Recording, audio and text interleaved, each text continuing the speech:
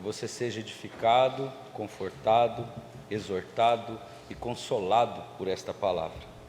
Desde já eu quero convidar vocês a abrirem as vossas Bíblias em Salmo, no livro de Salmos, capítulo de número 137.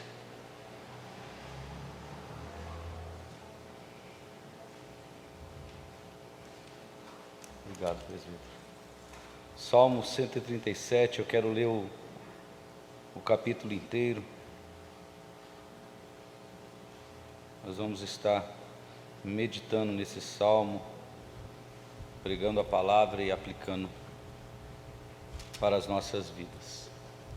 Às margens dos rios da Babilônia, nos assentávamos e chorávamos, lembrávamos de Sião, nos salgueiros que lá havia, pendurávamos as nossas harpas, pois aqueles que nos levaram cativos nos pediam canções, e os nossos opressores que fôssemos alegres, dizendo: entoai-nos algum dos cânticos de Sião. Como, porém, poderíamos entoar o canto ao Senhor em terra estranha? Se eu de ti me esquecer, ó Jerusalém, que se apegue a minha mão direita, que se resseque a minha mão direita, apegue-se a minha língua ao paladar, se eu não me lembrar de ti, se eu não preferir eu a Jerusalém, a minha maior alegria. Contra os filhos de Edom, lembra-te, Senhor, do dia de Jerusalém, pois diziam: arrasai-a, arrasai-a até os fundamentos. Filha de Babilônia, que há de ser destruída, feliz aquele que te der o pago do mal com que nos fizestes. Feliz aquele que pegar os teus filhos e esmagá-los contra as pedras. Queridos irmãos, este é um dos salmos que em alguma medida mais revela o caráter e a humanidade do homem. Todos nós, como um espelho, podemos olhar para esse salmo, entender quem somos. Em alguma medida, nestes salmos, vamos compreender que estamos enquadrados em alguma parte desses versículos. Em algum momento deste relato, nós vamos ver que somos parecidos com este povo. O contexto aqui é um contexto de guerra. Os reinos já estavam divididos, o reino do norte com a sua capital, Samaria, e o reino sul com a sua capital, Jerusalém. O reino norte já havia sido tomado pelo Império Babilônico.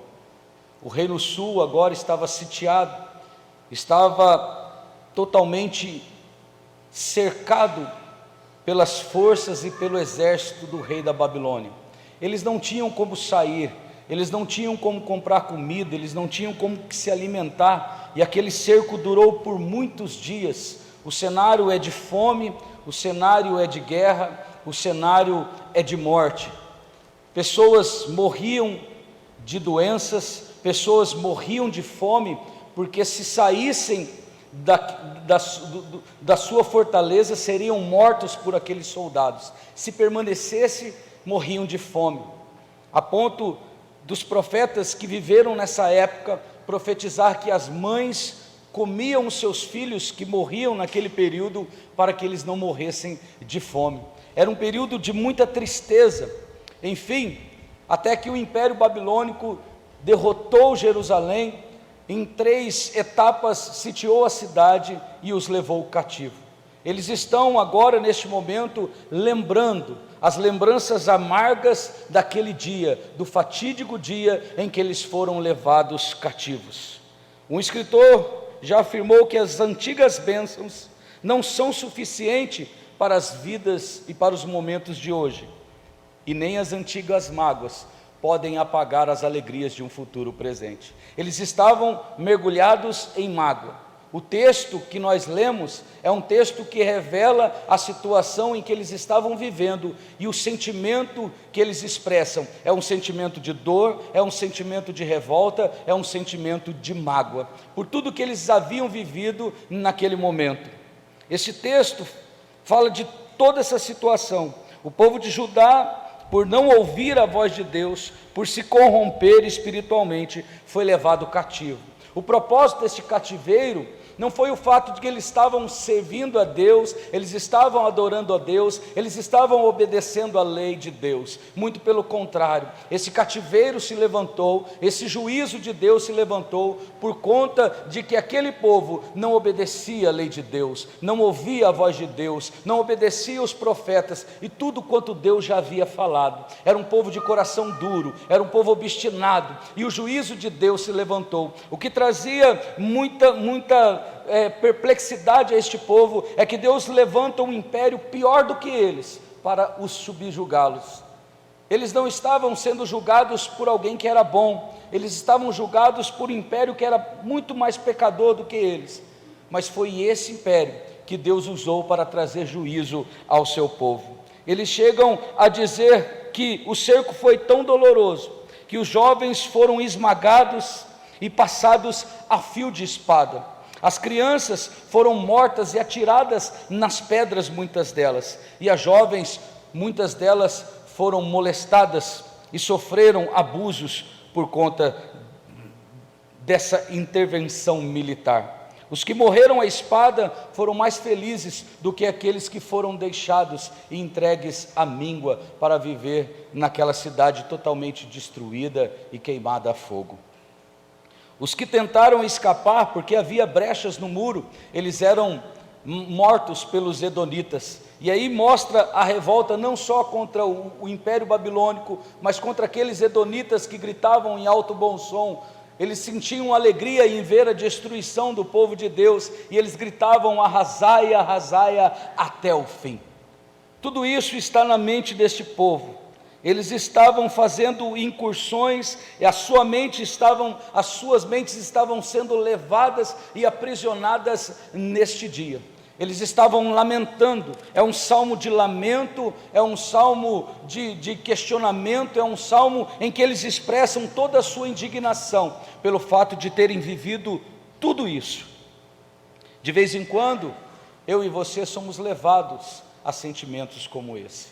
De vez em quando, os vitupérios da vida nos atingem, e momentos como esse nós nos perguntamos e questionamos os porquê de muitas coisas estarem acontecendo conosco.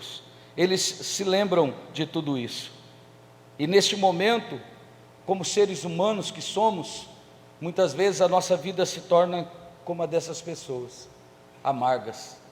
Não temos mais alegria, a tristeza toma conta do nosso coração, e nós não conseguimos louvar a Deus, nós não conseguimos sentir prazer em estar na casa do Senhor, nós não conseguimos sentir desejo de louvar a Deus. Eles estavam em um lugar que eles não gostariam de estar, estavam presos, levados cativos, haviam perdido toda a alegria de buscar a Deus.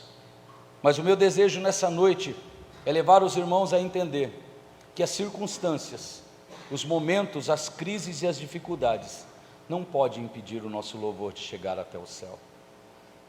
As provações e as lutas dessa vida não pode calar a boca de um verdadeiro adorador. Pelo contrário, nos momentos de crise, de dificuldade, os nossos joelhos se dobram, a nossa cara desce ao pó, e nós clamamos a Deus, porque Ele é o único refúgio e a nossa única saída. O caminho que eles tomaram foi um caminho totalmente inverso de um cristão autêntico. O caminho que eles tornaram foi um caminho de ira, de murmuração e de questionamento. Mas quando a luta bater em nossas portas, quando as situações difíceis baterem em nossa vida, que nós possamos lembrar desse salmo e fazer o caminho oposto, levantar os nossos olhos para o Senhor e louvar e bendizer o seu nome, porque o tempo todo Deus é bom. O tempo todo Deus é bom, independente do que vivemos, independente da situação pela qual estamos passando, Deus continua soberano no seu trono de glória a reger toda a nossa história. Não há uma coisa que nos acontece que esteja fora do controle de Deus. Não há um palmo sequer nessa terra em que a soberania de Deus ali não esteja. Se por muitas vezes passamos por momentos de aflição, é porque Deus quer moldar o nosso caráter. Deus quer nos forjar e nos lapidar e nos transformar cada vez mais parecido com o seu Filho Jesus. O povo se lembra de Sião e a sua alma só se alegra quando eles se lembram da sua terra natal. Eles tinham facilidade em louvar a Deus, e em confiar em Deus, em descansar em Deus, e confiar na soberania de Deus quando as coisas estavam bem. Quando eles estavam em Sião, havia alegria. Quando eles estavam em Sião, havia louvor. Quando eles estavam em Sião, havia o desejo de adorar a Deus. Deus era soberano, porque as coisas boas estavam acontecendo. Mas eu quero te dizer que, independente da circunstância, nós estamos nas mãos de um Deus todo-poderoso. Quando somos acometidos de coisas ruins, nós devemos também descansar nessa soberania. É fácil louvar a Deus, cantar os cânticos a Deus, estando em Sião. É fácil adorar a Deus quando as coisas estão bem na nossa vida, quando a despensa está cheia, quando a doença não bate em nossa porta, quando a enfermidade não vem sobre o nosso lar, quando a nossa família não está em crise, quando o nosso casamento não está envolto em um maremoto, quando os nossos filhos não se revoltam contra nós, contra Deus e até mesmo contra a igreja. É fácil louvar a Deus quando as coisas estão bem, mas devemos aprender a adorar a Deus no meio do cativeiro. Devemos aprender a adorar a Deus no meio do aperto, debaixo da opressão, da dor, do luto, do prejuízo. Devemos aprender a louvar a Deus no momento do luto, da enfermidade, da afronta. Não devemos deixar que essas coisas endureçam e tornem o nosso coração seco e árido. Pelo contrário, isso deve nos aquebrantar e nos humilhar e nos levar diante da presença de Deus, sabendo que em Deus temos socorro, sabendo que em Deus temos paz, sabendo que em Deus temos auxílio. Ele é o único que pode confortar o nosso coração, Ele é o único que pode trazer paz em meio à guerra, Ele é o único que pode trazer esperança no meio da destruição. Nós não temos outro mediador. Lembre-se, o dia mau virá, o dia mau vai bater em nossas portas, haverão momentos de crise, de instabilidade. Eles estavam vivendo isso, e a primeira instabilidade que eles estavam vivendo é estar no lugar onde eles não queriam, viver uma circunstância que eles nunca imaginariam que iriam viver. Eles estavam na Babilônia, estavam pisando uma terra estranha, estavam servindo homens estranhos, cativos, aprisionados, não havia liberdade. Eles perderam tudo. No meio de tudo isso, eles perderam casa, filhos, família, eles perderam o templo, a dignidade, e por último perderam a alegria de viver. Contemple por algum minuto essa situação. Pessoas que estavam servindo a Deus na sua religiosidade, Deus estava ordenando e mandando a mensagem pelos profetas que eles deviam se arrepender e se voltar a Deus, e de repente o juízo de Deus vem contra eles, e agora eles estão no lugar onde eles não queriam estar. Eles estão na Babilônia, eles estão perdendo a alegria de viver, a vontade deles não era respeitada naquele lugar, eles não eram livres, são tratados como objeto e como coisas. Como cantar e como louvar a Deus em situações como essa? Eles pediam àqueles cativos: canta-nos os louvores de Sião. E a maioria desses louvores começavam com cânticos de aleluia, de ação de graça, de adoração a Deus.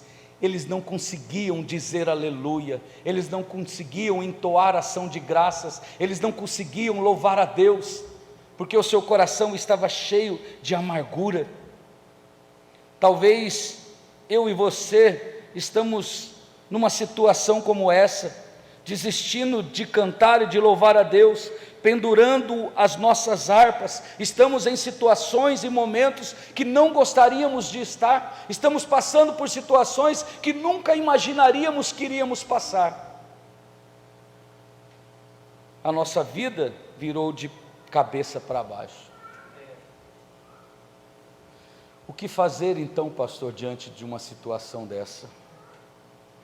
O Salmo 27, versículo 5 nos mostra o que devemos fazer. porque no dia da adversidade me esconderá no seu pavilhão, e no oculto do seu tabernáculo me esconderá, por-me-á sobre uma rocha. Neste dia, no dia da adversidade, no dia do luto, no dia do aperto, no dia em que a enfermidade bater em sua porta, corra aos pés do crucificado, se lance aos pés de Cristo. Ele é o único que pode curar as nossas enfermidades, Ele é o único que pode sarar a nossa alma, Ele é o único que pode trazer conforto. O salmista expressa no salmo dizendo: eleva os meus olhos para o monte, de onde me virão o socorro? O meu socorro vem do Senhor. Ele é o nosso auxílio, Ele é o nosso porto seguro, Ele é a nossa segurança. Nos refugiemos nele, porque nele há esperança.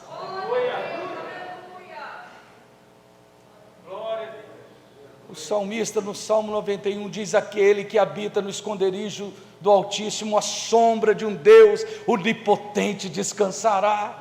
Quantos cristãos batendo de um lado para o outro, desesperado, procurando paz, auxílio, aonde não pode encontrar. Mas nessa noite, Deus se revela a mim e a você: eu sou o esconderijo no qual você deve estar escondido, eu sou a sombra no qual você deve estar debaixo, porque eu tenho todo o poder. Eles estavam sofrendo, eles estavam passando por dificuldade, enfrentando a crise da apatia. Eles se sentavam, eles não traçavam estratégias, eles não procuravam meios de sair daquela situação, muito pelo contrário, eles contemplavam a derrota, eles contemplavam o desespero, a solidão. Deus nessa noite está dizendo para nós: não é o fim, não acabou, a boa obra que eu comecei eu vou aperfeiçoar e levar até o fim. Confie em Deus, continue, não desista, não abra mão. Quantos crentes abandonando a sua fé por coisas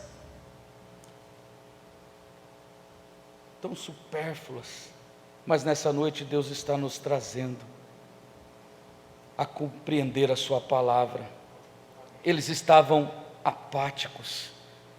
Versículo 31, versículo 1, eles dizem assim: estávamos à margem dos rios da Babilônia e nos assentávamos.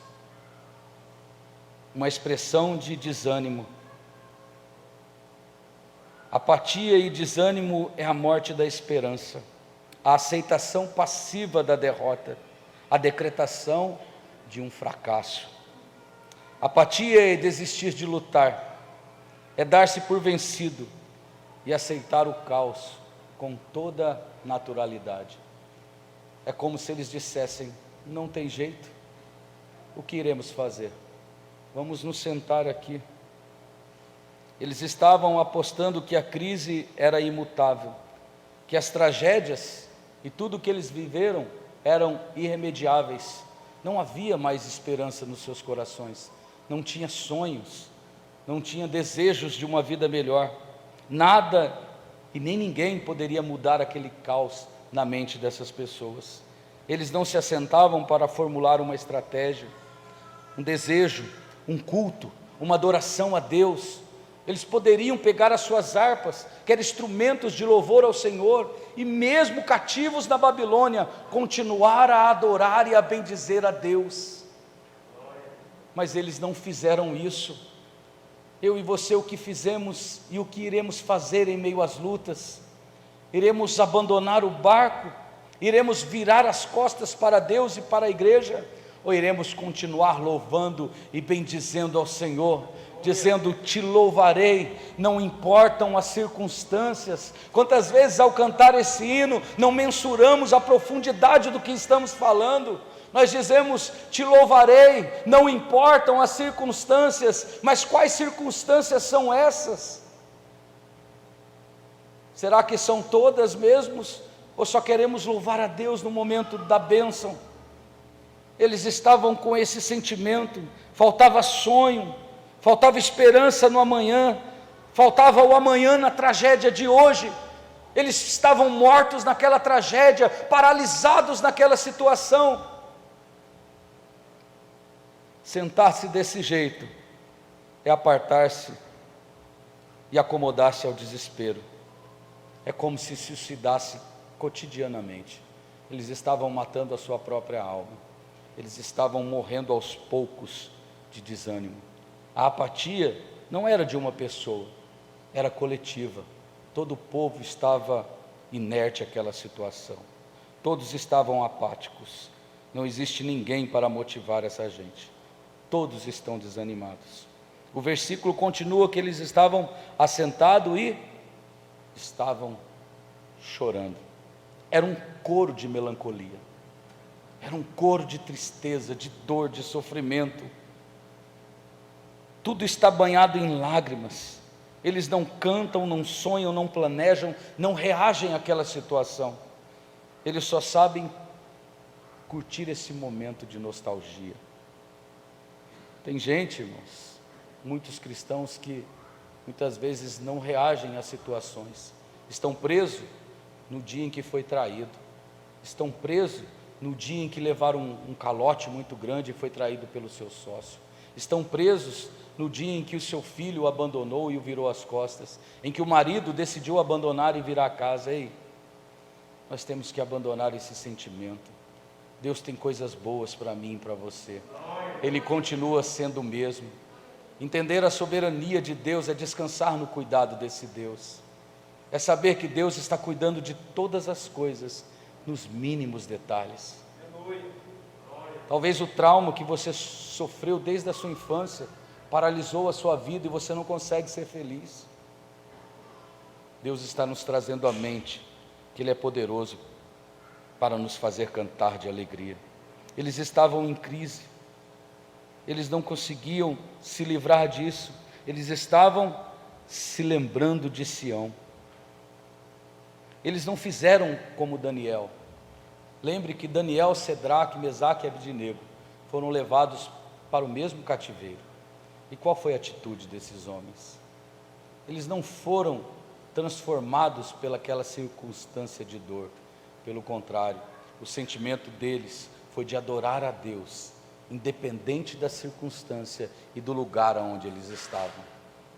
Talvez o seu serviço não seria o lugar que você gostaria de estar, mas você pode fazer a diferença lá. Talvez a faculdade que você está cursando agora não seria tudo aquilo que você gostaria de estar fazendo, mas você pode fazer a diferença lá. Talvez o meio em que você convive é um meio ímpio, e um meio que muitas vezes só traz tristeza ao seu coração. Faça a diferença lá. Daniel deixou as suas marcas na terra da idolatria. Daniel revelou ser uma bênção na Babilônia, antes que a Babilônia amargurasse a sua alma. Antes que Babilônia destruísse a sua alegria de adorar a Deus, ele decidiu ser uma bênção e contagiar aqueles homens com o poder da palavra de Deus. A espiritualidade de Daniel não era geográfica, ele não estava preso no templo e nem no dia em que eles foram levados cativos. Não, Deus estava com ele em todos os momentos, no sofrimento, na luta, na alegria, na dor, na tristeza, em todos os momentos a sua espiritualidade estava ativa diante de Deus. Deus quer nos levar a olhar esse salmo e ter um desejo de louvar a Deus realmente. Talvez você pode estar dizendo: pastor, graças a Deus a minha vida está uma bênção. Mas todos nós enfrentaremos o dia mau. Todos nós passaremos por momento de tristeza, de dificuldade espiritual, de desânimo. Muitas vezes a nossa vida é como a vida de Pedro, cheia de altos e baixos. Pedro uma hora diz que Cristo é o Filho do Deus vivo, revela aquela profecia, aquela palavra tão maravilhosa, e depois de algum tempo o nega por 3 vezes. Talvez eu e você como cristãos, muitos momentos a nossa fé está lá em cima, nós estamos cheios de desejo de fazer a obra de Deus, de ganhar almas, de orar, de jejuar, de ler a palavra, mas existem momentos em que nós estamos lá embaixo, tristes, amargurados.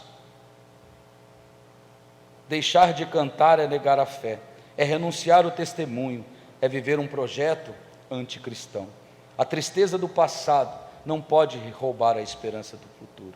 Desistir de cantar por causa de muitas coisas, mas principalmente eles desistiram de cantar, porque não aprenderam a perdoar. Veja o versículo 5 ao 9, o que diz o salmista: se eu de ti me esquecer, ó Jerusalém, que se resseque a minha mão direita, apegue-se a minha língua ao meu paladar, se eu não me lembrar de ti, se eu não preferir eu, Jerusalém, a minha maior alegria. Versículo 7, ele diz: contra os filhos de Edom, lembra-se, Senhor, do dia. Eles estavam presos no dia, pois assim diziam: arrasai-a, arrasai-a até os fundamentos. Filha da Babilônia, que há de ser destruída, feliz aquele que te der o pago. O sentimento deles era um sentimento de ódio, de justiça humana. Se a minha espiritualidade interrompe o meu canto de justiça, é porque eu estou preso no ódio. Se eu dependuro as minhas harpas em terra estranha, se a minha liturgia só é prestada nos muros de Sião, não passamos de uma espiritualidade teatral. Se eu e você somos crentes somente dentro da igreja, se eu e você só somos crentes e só louvamos a Deus no ambiente religioso, a nossa espiritualidade não passa de um teatro. A vida lá fora é dura, passaremos por momentos de muita adversidade, e é lá fora que o cristão manifesta a sua fé. É nos hospitais, é nos leitos, é nos momentos em que somos demitidos de um emprego, em que a nossa despensa está vazia, em que estamos passando por dificuldades terríveis, é que mostramos a nossa espiritualidade.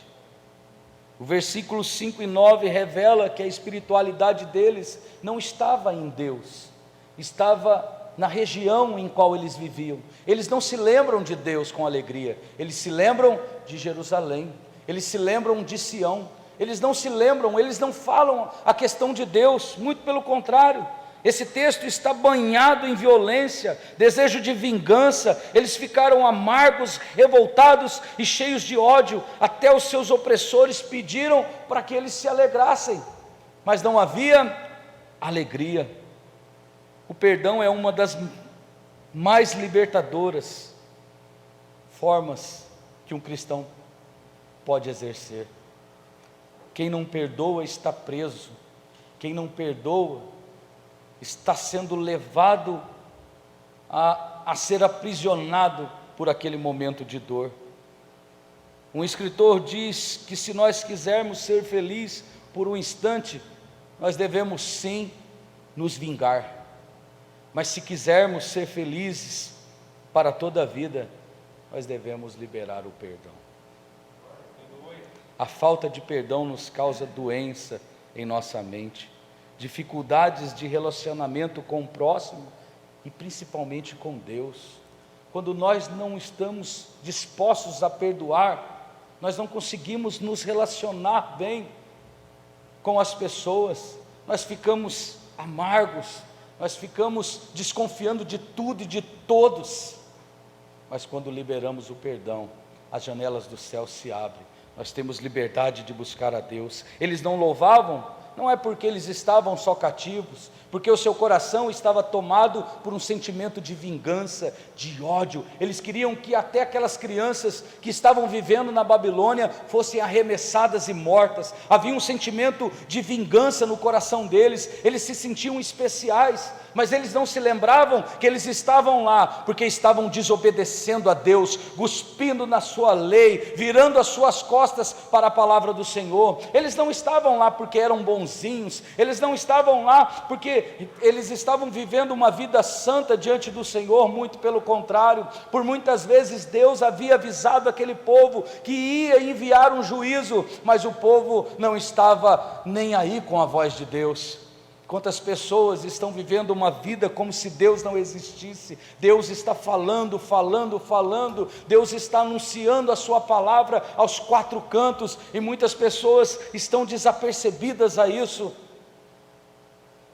Que Deus tenha misericórdia de nós, que possamos estar atento à voz do Seu Espírito, que possamos ter um sentimento de adoração a Deus, independente de qual seja a circunstância pela qual estejamos passando. Eles vivem em função do que foi e do que era, do que passou e do que aconteceu, sem deixar de ponderar a palavra de Deus. O que Deus nos orienta na sua lei, que nós devemos perdoar. O que Deus nos orienta na sua lei, que nós devemos pagar o mal com o bem.